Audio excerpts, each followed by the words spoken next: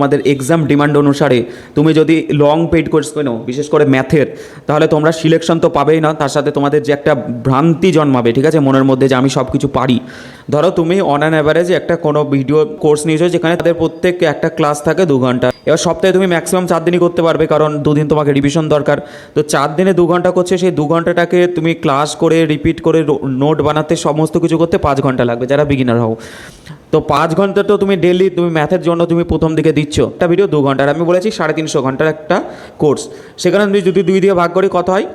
175 days. এবার 175 days হচ্ছে সপ্তাহে 4 দিন করে করতে হবে। তাহলে এবার দেখো 175কে আমি যদি 4 দিয়ে ভাগ করি 43 উইকসে, বুঝতে পারছো ব্যাপারটা? তার মানে কি নিয়ারলি 1 বছর, বুঝতে পারছো? 1 বছর কোর্স কমপ্লিট করতে লাগবে টাইম। ও তোমার 1 বছরে কী হবে? 80% টাইম তোমাদের ক্লাস করতেই চলে যাবে। এবার তুমি প্রবলেমটা কী হবে? তুমি প্র্যাকটিসে টাইম পাবে না, তুমি 20%ই টাইম পাবে। দ্বিতীয় নম্বর যদি আমি একটা সিনারিও বলি, যেখানে তুমি কি করছো, ফ্রি ইউটিউব ক্লাস করছো, মানে তুমি যে টাইমটা ইনভেস্ট করবে, ধরো 1 বছরের টাইম ইনভেস্টমেন্টেরই বলছি, সেখানে 30% টাইমে তোমাদের ক্লাস শেষ হয়ে যাবে। বাকি যে 70% টাইম, সেখানে কি 30% তুমি প্র্যাকটিসে দিতে পারবে, 40% টেস্টে দিতে পারবে। এটা কেন তোমাদের কাছে ডেঞ্জারাস? কেন তোমাদের এখানে সিলেকশন হয় না? এক্সাম হলে তোমাদের কি চাই? ডিমান্ডটা কি? তোমাদের পারফরমেন্স, অর্থাৎ একটা টাইমের মধ্যে তোমাকে অঙ্কটা করতে হবে। তাহলে পারফরমেন্সটা যখন দরকার হবে, তখন তোমার এখানে তুমি পারফরমেন্স কখন দিতে পারবে? যখন তুমি অ্যাক্টিভভাবে লার্নিং করছো। অ্যাক্টিভভাবে লার্নিং কাকে বলা হয়? দেখো, অ্যাক্টিভ লার্নিং আর প্যাসিভ লার্নিং এর মধ্যে পার্থক্য বলে দিচ্ছি। প্যাসিভ লার্নিং মানে হলো কোনো যে ভিডিও তোমাকে চালিয়ে তুমি দেখছো, তুমি নিজে থেকে ম্যাথ বেশি করছো না, তখন সেটা হচ্ছে প্যাসিভ লার্নিং। যেখানে একটা ইলিউশন কাজ করে, সেই ইলিউশনটার নাম কি হচ্ছে? Illusion of competence. মানে তোমার মনে হয় যে আমার ক্ষমতা আছে, আমি অঙ্কটা করে নেবো। তোমার মনে হয় আমি বুঝতে পেরেছি, মানে অঙ্কটা শিখে গেছি, কিন্তু অ্যাকচুয়ালি তুমি পারোনি, তুমি শেখোনি। তুমি যখন নতুন করে অঙ্কটা করতে যাবে কোথাও, 1-2 দিন পরে করবে, তুমি পুরো ব্ল্যাঙ্ক হয়ে যাবে। ব্ল্যাঙ্ক, তোমার মাথায় কিছুই আসবে না, কারণ তুমি কিভাবে করে গেছো? প্যাসিভ লার্নিং করে গেছো, নিজে থেকে করোনি। অ্যাক্টিভ লার্নিং এর কথা বলছি। তুমি ধরো 30%, আমি একটা চ্যাপ্টার নাম বললাম প্রফিট অ্যান্ড লস, যেখানে তুমি 2 থেকে 3 ঘন্টার মধ্যে একটা ক্লাস কমপ্লিট করে তুমি সমস্ত টাইপগুলো শিখে নিলে। তারপরে তুমি চলে গেলে প্রিভিয়াস ইয়ারের। এবার তুমি নিজে থেকে মাথা খাটিয়ে অঙ্কগুলো করছো, তুমি পারছো না, সলিউশন দেখছো, আবার করছো, কন্টিনিউ করছো। এখানে কি হবে? তোমাদের অ্যাক্টিভ লার্নিং। সেই অ্যাক্টিভ লার্নিং এ তোমাদের একটা জিনিস কি হবে? Error base learning. Error base learning মানে তুমি বারবার ভুল করবে। যখন তুমি এখানে ট্রাই করবে, তখন কি হবে? প্রচন্ড ভুল করবে। এবার যখনই ভুল করতে করতে তুমি মাথা খাটাচ্ছ, তখনই তোমাদের ব্রেনে প্যাটার্ন তৈরি হবে। কিসের প্যাটার্ন তৈরি হবে? ম্যাথের লার্নিং প্যাটার্ন। এবং সেই লার্নিং প্যাটার্নে এররটাকে তুমি সঠিক করা যে শিখছো, সেইটা তোমাদের বেশি দিন মনে থাকবে, রিকল করতে পারবে। তোমাদের প্যাটার্ন ডেভেলপড হয়ে যাবে, ম্যাথের প্যাটার্ন।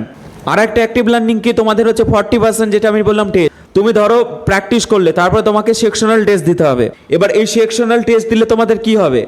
এই সেকশনাল টেস্ট দিলে তোমাদের হবে স্পিড বিল্ডিং। এবার সেকশনাল টেস্ট দিলেও হবে না, তার সাথে কি করতে হবে? সেকশনাল টেস্ট ধরো 25টা কোশ্চেনের আছে, তুমি 12-13টা কোশ্চেন পেরে গেছো, কারণ তুমি 30% সিলেবাস কমপ্লিট করেছো, মানে 30% টাইম দিয়েছো সেই পার্টিকুলার চ্যাপ্টার। কিন্তু তুমি ঘুরে তুমি সমস্ত অঙ্ক আবার ট্রাই করে শিখছো, তারপরে রিঅ্যাটেম্প করছো, রিঅ্যাটেম্প করে ফুল নাম্বার নিচ্ছ। এই জায়গাটাতে কি হবে? তোমাদের সিলি মিস্টেক করবে এবং স্পিড বিল্ডিং হবে। তো এইটা হচ্ছে প্রপার লার্নিং প্রসেস। কারণ এক্সাম হলে আমি বারবার বলছি, আন্ডারস্ট্যান্ডিং চাই না, তোমাদের পারফরমেন্স চাই। পারফরমেন্স তোমার তখনই হবে যখন আন্ডারস্ট্যান্ডিংও থাকবে, অ্যাক্টিভ লার্নিং করছো, স্পিড বিল্ডিং হয়ে গেছে, তোমাদের ইলিউশন কাজ করছে না, একবার রিকল করতে পারছো, তখনই তোমাদের পারফরমেন্সটা দিতে পারবে। যখন তুমি এই জিনিসটা কন্টিনিউ করবে, তখন তোমাদের কোনো ফিডব্যাক লুপ থাকবে না। ফিডব্যাক লুপ বলতে কি বোঝায়? তুমি ধরো 80% টাইম তুমি সবসময় ভিডিও দেখো, অর্থাৎ তোমাদের ক্লাস দেখো। তুমি যদি বলো না আমি ভিডিও দেখি, প্র্যাকটিসও করি, মকও দিই, তুমি আমাকে বুঝিয়ে দিলাম আমি একটা 350 আওয়ার্সের একটা কোর্স নিয়ে, তুমি 1 বছরে 5 ঘন্টা করে ম্যাথ করছো, তুমি তারপরে প্র্যাকটিস করবে 2 ঘন্টা, 7 ঘন্টা করে। বলো তো অন্য সাবজেক্ট কখন করবে? তুমি কখন ইংলিশ করবে, কখন জিকে করবে, কখন রিজনিং দেবে, কখন ফুল মক টেস্ট দেবে? সব কিছু কিনেই তো পড়তে হবে না, শুধু ম্যাথেই তুমি কোর্স কমপ্লিট করলে তুমি চাকরি পেয়ে যাবে। তোমার মেন উদ্দেশ্য কি? চাকরি পাওয়া না। তো জাস্ট বোঝো ফিডব্যাক লুপটা কি।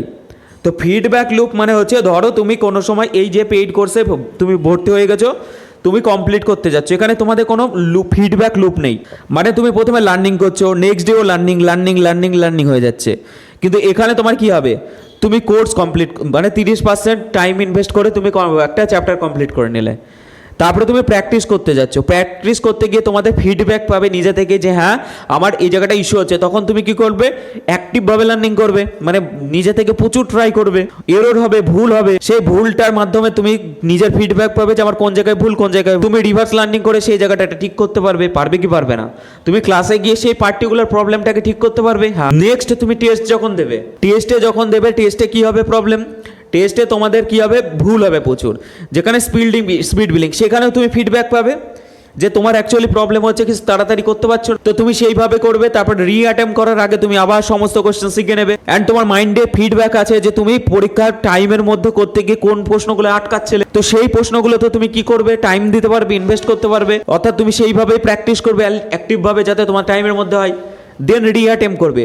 তো এখানে কি হবে, ফিডব্যাক একটা লুপ তৈরি হবে। প্রথমে ক্লাস করছো, লার্নিং, প্র্যাকটিস করতে যাচ্ছ, সেখানে কি হচ্ছে, লার্নিং করছো প্লাস ফিডব্যাক পেয়ে যাচ্ছ, সেখান থেকে রিভার্স লার্নিং করে নিচ্ছ, প্লাস টেস্ট দিচ্ছ, টেস্টেও তুমি কিছু পারছো না, তুমি আবার সেটাকে রিভার্স করছো, ফিডব্যাক পাচ্ছ। এই যে ফিডব্যাকে একটা লুপ চলবে না, এইটাই তোমাদের সিলেকশন দেবে। তো আমি তোমাদের বারবার বলছি, লং পেইড কোর্স কোনোদিনও কেউ করো না।